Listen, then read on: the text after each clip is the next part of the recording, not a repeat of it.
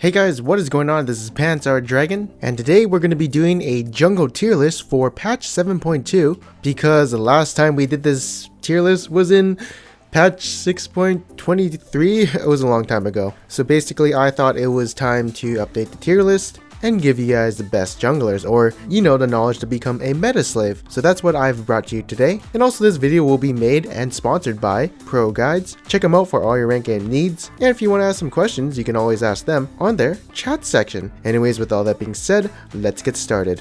Alright, so coming at number 5 is gonna be Vi. So this bitch, she's pretty good in early game and mid game, and she can definitely snowball because she goes Triforce, and that's a really good item on her. And she can 1v1 basically anyone once she gets Skirmisher Saber and Triforce. Her ability to catch someone and lock them down, as well as start fights easily, makes her really good to just close out the game. And she also has synergy with Courage of Colossus, which did get nerfed, but it's not really that bad because in teamfight, it's still really good as it gives you 5% maximum health for, every nearby champion. Combine that with her blast shield and she's really tanky. The only thing that is kind of stopping her, well, at least in high elo for me, is her Q's unreliability to hit people. Maybe I just suck at her, but high elo players simply dodge the Q and can play mind games with you pretty easily, at least in my experience. So I just don't like her in high elo, but for low elo, I mean, they usually just run in one direction and take the hit, and it could be a really easy skill shot to land. But if you miss your Q in high elo, you can get counter ganked easily, you have no escape anymore, and you're just vulnerable to,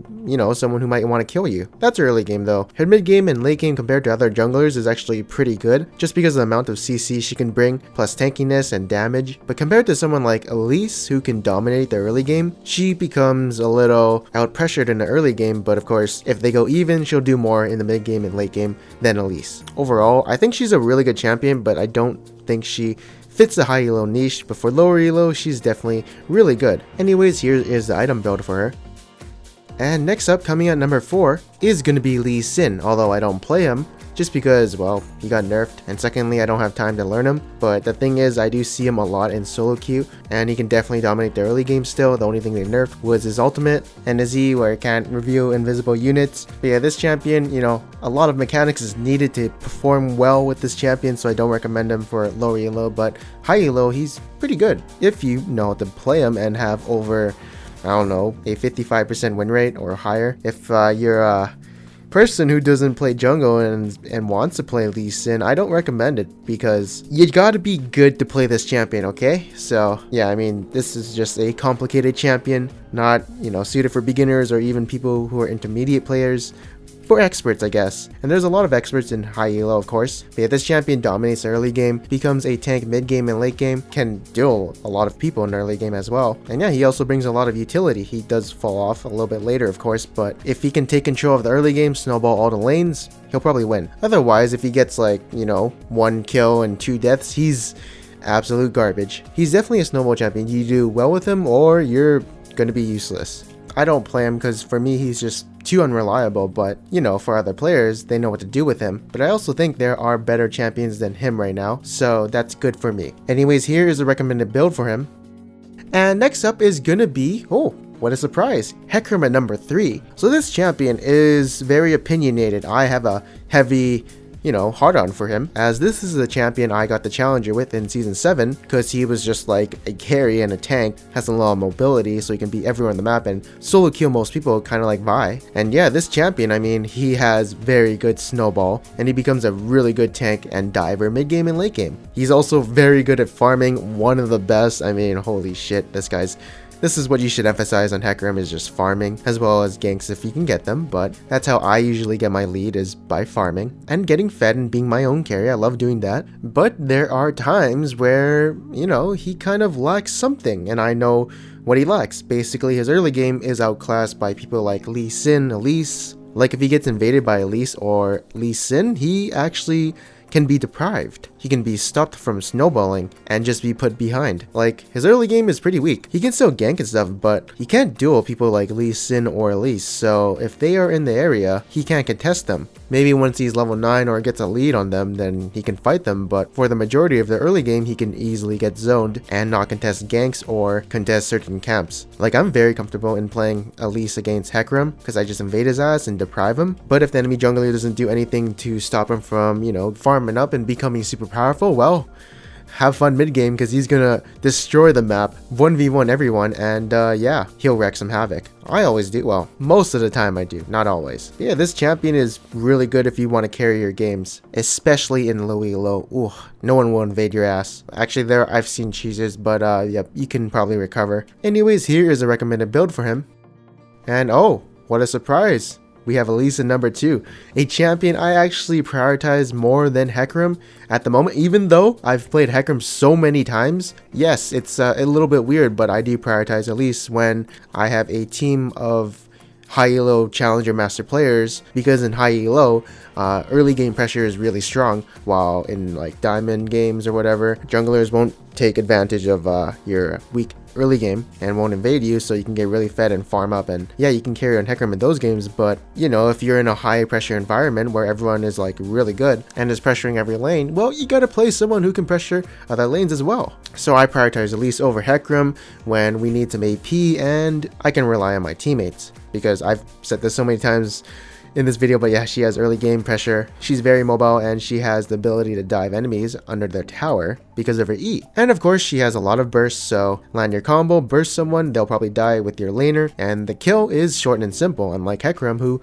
may take a while. Because if you're ganking someone, junglers will react fast enough to come for a counter gank if they're in the area. So yeah, the faster you can do a gank, the better. Also, in mid game and late game, she doesn't really go tank, but she's still a really good damage dealer. Oh yeah, and I totally forgot her mobility rush build is so good for snowballing the early game. That's why she's like really good right now, because she just constantly ganks everyone and kills them. And you know, Hecarim can't do that. He has to get his Triforce, while she can get a kill in the recall and then have 900 gold for boots mobility. And then since her base damage is so good, she can just, you know, burst people without AP. So this champion, extremely good for just pressuring the map in the early game. And yeah, in my opinion, she deserves the rank 2 spot for the jungle. Now here's a recommended build for her.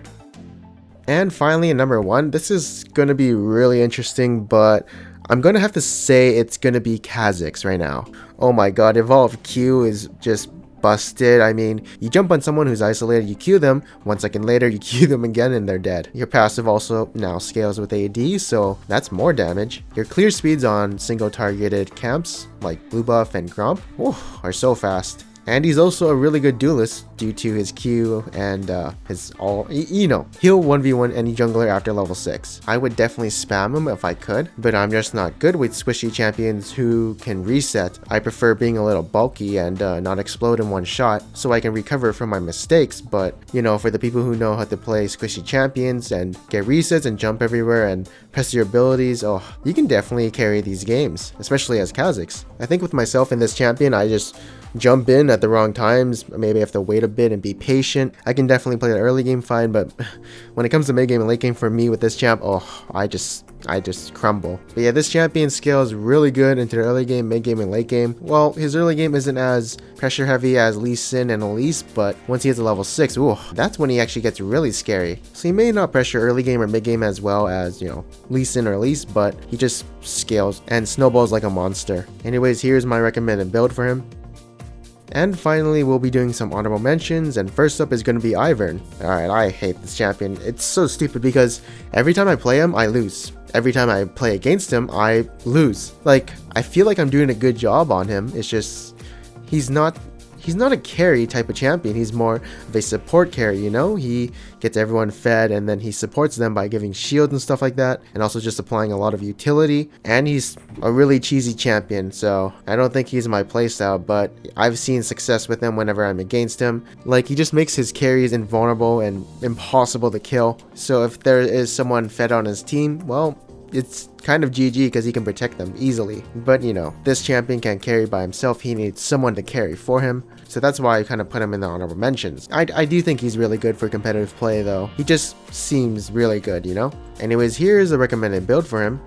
And next up is going to be Zac. So Zac is a champion who scales really well into the mid game and late game, but his early game is just lacking. I mean, his E is kind of unreliable. I mean, unless you're really good at landing it, I don't know how to do that. Then I guess it can be good, but he's not really much of a duelist, so if there's like Lee Sin in his jungle, he can't do anything. His early game is just not there, but his mid game and late game, super good. Good initiation, super big front line, and overall becomes hard to deal with. But if you can't get through his early game, ooh, you're gonna have a hard time coming back unless your team can carry your weight up until past like 30 minutes. Then you'll become really useful, and you'll probably outscale most meta junglers right now. Anyways, here is a recommended build for him, and yeah, that's it for this jungle tier list. It's been a while. I didn't do it for a long time because the last one wasn't so successful, so I just thought people didn't really care about this anymore. But we will see how this does, and yeah, hopefully I'll come back with this jungle tier list in about 2 or 3 patches. I think that's when the meta will change, and yeah. If you guys did like this video, make sure to leave a like, and if you didn't, make sure to subscribe. Anyways, I am Dragon, and I'll see you guys next time.